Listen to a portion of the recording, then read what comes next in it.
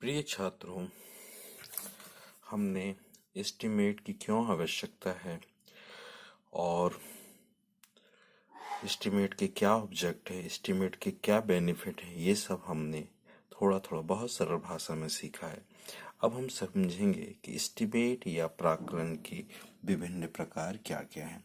मुख्यतः दो प्रकार हैं जिन्हें आप प्रारंभिक प्राकलन कह सकते हैं और दूसरा क्या कह सकते हैं, विस्तृत प्राकलन कह सकते हैं। प्रारंभिक प्राकलन का मतलब है प्रिलिमिनरी एस्टीमेट और विस्तृत प्राकलन का साधारण अंग्रेजी में अनुवाद कह सकते हैं डिटेल एस्टीमेट। डिटेल एस्टीमेट का कोई टाइप नहीं होता है। डिटेल एस्टीमेट का मतलब होता है कोई टाइप नहीं होता है, हर बिल्डिंग का हर डिटेल जो भी नापा जा सकता है और जिसको गणना उपयोगी है उसको आपको मेजरमेंट करना पड़ता है, उसको एक्यूरेसी के साथ नापना कर जा सकता है और किस ढंग से और दशमलव कितने बिंदु तक और कैसे नापना है।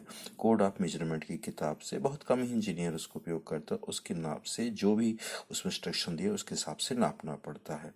ठीक है। साधारण रूप से अगर आप उतना कोड ऑफ मेजरमेंट का उपयोग नहीं करते हैं, साधारण बिल्डिंग है तो सिंपल मेजरमेंट ही उपयोगित किए जाते हैं। तो मतलब ये हुआ विस्तृत प्राकलन का कोई टाइप नहीं होता है और इसमें सिंपल ये है कि बिल्डिंग का हर मेजरमेंट लिया जा सकता है जो भी कंस्ट्रक्शन क्षेत्र के लिए और कंस्ट्रक्शन मटेरियल से जुड़ा हुआ हो और जिसके साथ से आपको मात्रा या कैलकुलेशन करना होता है। एक्यूरेट कितने बिंदु तक लिया जाता है वो कोड ऑफ मेजरमेंट की बुक होती है उसमें दिया होता है। पर प्रारंभिक प्राकलन के अनेक प्रकार पाए जाते हैं। अगर आप देख सकते हैं, सबसे पहला है क्यूबिकल कंटेंट मेथड, मतलब घनाकार दर मेथड है। दूसरा है प्लिंथ एरिया मेथड, जिसको कुर्सी तल मेथड भी कहते हैं। इसके बाद एक और है यूनिट रेट मेथड, जिसके एकांश दर मेथड भी कहते हैं। रनिंग रेट मेथड चालू दर मेथड है और एक अप्रोक्सीमेट मेथड है। मतलब कुछ मेथड कौन सी है, cubical, plinth area method, unit rate method, running method और अप्रोक्सीमेट मेथड। इसके अलावा भी कई और मेथड रहते हैं, उनको हम क्रमशः धीरे धीरे उनके बारे में जानेंगे। अभी आप थोड़ा सा समझिए और कि हम पहले जा रहे कि आखिर प्लिंथ एरिया मेथड तो हमने कह दिया, पर आखिर प्लिंथ एरिया होता ही क्या है। अनेक छात्र plinth area, carpet area, built up area, floor area नाम के शब्दों में फंस के रह जाते हैं। उनको समझ में नहीं आता कि वास्तव में इनमें अलग अलग क्या है। चलिए, प्लिंथ एरिया बहुत डिटेल में कैलकुलेट किया जाता है, पर उसकी साधारण परिभाषा, साधारण नियम जानने की कोशिश करते हैं। प्लिंथ एरिया को बिल्टअप एरिया भी कहते हैं। प्लिंथ एरिया को बिल्टअप एरिया कहते हैं। प्लिंथ एरिया को कुर्सी तल क्षेत्रफल भी कहते हैं। अगर इसको नापना है तो इसकी एक्यूरेसी 0.01 मीटर तक रहेगी। अगर फीट में नापना है तो आप जब भी लंबाई नापें तो लगभग 1 इंच, नियरेस्ट इंच तक मापें। ठीक है, इंच से नीचे की आपको नापने की कोई ज़रूरत नहीं होती है। और बहुत सारे रूल्स अप्लाई होते हैं, पर उनको भी ध्यान हम नहीं दे रहे हैं क्योंकि हम सिर्फ सिंपल और सरल डेफिनेशन पे ही बात कर रहे हैं। तो built up area, plinth area को बिल्ट अप एरिया कह दिया, मतलब total area occupied by building as a whole, मतलब बिल्डिंग का पूरा एरिया को प्लिंथ एरिया कहते हैं। जनरली कारपेट एरिया का से 10 से 20% ज़्यादा होता है ये, मतलब कारपेट एरिया से छोटा होगा, उससे बड़ा कौन सा होगा, प्लिंथ एरिया होगा। ठीक है ना। कैलकुलेशन कैसे कहते हैं, external dimension of the building, her building के बाहर से बाहर आउटर डायमेंशन नाप ली जाती है, उसके हिसाब से एरिया निकाला जाता है। इसमें क्या नहीं होता है, ओपन स्पेस, जो खाली स्थान होते वो नहीं होते। कैंटिलीवर की तरह प्रोजेक्शन जो निकले होते हैं उनको भी काउंट नहीं किया जा सकता है, परंतु पोर्चेज निकले हैं और कैंटिलीवर के अलावा उनके नीचे सपोर्ट दिया गया है तो इसको इंक्लूड किया जाता है।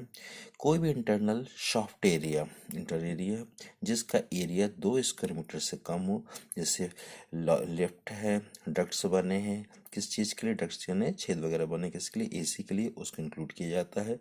मतलब क्या हुआ, area of the loft of the building, जो भी आपको लॉफ्ट है बिल्डिंग के उसके एरिया जोड़े जाते हैं। एरिया 2 स्क्वायर मीटर से ज़्यादा हो, ठीक है, इंटरनल शाफ्ट का, वो भी इसमें लिया जाता है। और सन ब्रेकर हो, ठीक है, जो थोड़ा सा बाहर निकले हों, प्रोजेक्ट में दिए हों, उनको भी इंक्लूड किया जाता है। इसके अलावा आप कई और जगह देखेंगे और भी प्लिंथ एरिया की और ज़्यादा डिटेल आपको इन्फॉर्मेशन होती है। मोटे रूप में आप सिर्फ इतना समझ लीजिए कि total area occupied by building as a whole और बिल्डिंग के आउटर से आउटर डायमेंशन ले लिए जाते हैं। कारपेट एरिया का 20% ज़्यादा होता है और ओपन स्पेस, कैंटिलीवर प्रोजेक्शन जैसी चीज़ें नहीं ली जाती। बाकी चीज़ उतना आप ध्यान मत दीजिए, साइट पे जाएंगे और भी बहुत सारी चीज़ें हैं वो भी आप सीखेंगे। पर इम्पॉर्टेंट क्या है, जब नापते हैं मीटर में नाप रहे हैं तो 0.01 मीटर तक आपको नापना है और फीट में नाप रहे हैं तो 1 इंच तक ही आपको नापना है। ये आपका प्लिंथ एरिया हो गया। कारपेट एरिया के बारे में देखिए, सबसे साधारण डेफिनेशन आप कह सकते हैं जहाँ पे बिल्डिंग में कारपेट बिछाया जा सकता है उसे कारपेट क्षेत्रफल या कारपेट एरिया कहते हैं। निश्चित रूप से लिफ्ट में नहीं बिछाते हैं हम, वॉशरूम बाथरूम वगैरह में नहीं बिछाते, लॉबी में नहीं बिछाते साधारणतः, तो इन एरिया को उससे डिडक्ट कर दिया जाता है। कुर्सी तल के एरिया का 50% या 60% एरिया क्या होता है, कारपेट एरिया होता है। अब सबसे पहले हमने कई मेथड पढ़ी थी एस्टीमेट निकालने के लिए प्रिलिमिनरी एस्टीमेट में, तो हम प्लिंथ एरिया के हिसाब से देखेंगे। मान लीजिए किसी बिल्डिंग का प्लिंथ एरिया 100 स्क्वायर मीटर है और उसकी एस्टीमेटेड कास्ट x है। दूसरी बिल्डिंग हमको उसी एरिया में बनानी है, उसका एरिया पहली वाली बिल्डिंग से जस्ट डबल है, 200 स्क्वायर मीटर है, तो एस्टिमेटेड कास्ट कितनी हो जाएगी x के, इसका एरिया डबल है 2x हो जाएगी। पर तब होगी जबकि दोनों के स्पेसिफिकेशन एक जैसे होंगे। मतलब क्या करना है और कैसे करना है ये चीज़ें दोनों बिल्डिंगों में एक जैसी होनी चाहिए, दोनों बिल्डिंग सेम कंडीशन में होना चाहिए। इसका मतलब अगर एक शहर से 20 किलोमीटर दूर है तो दूसरी कोई 20 किलोमीटर होना चाहिए, और जिस जगह पे पहली बिल्डिंग है वैसे ही सिचुएशन दूसरी बिल्डिंग की होना चाहिए। ये नहीं कि एक बिल्डिंग सिंपल मैदान में स्थित है दूसरी पहाड़ पे स्थित है, तो ये रूल्स अप्रॉक्सीमेट वाले नहीं लग पाएंगे।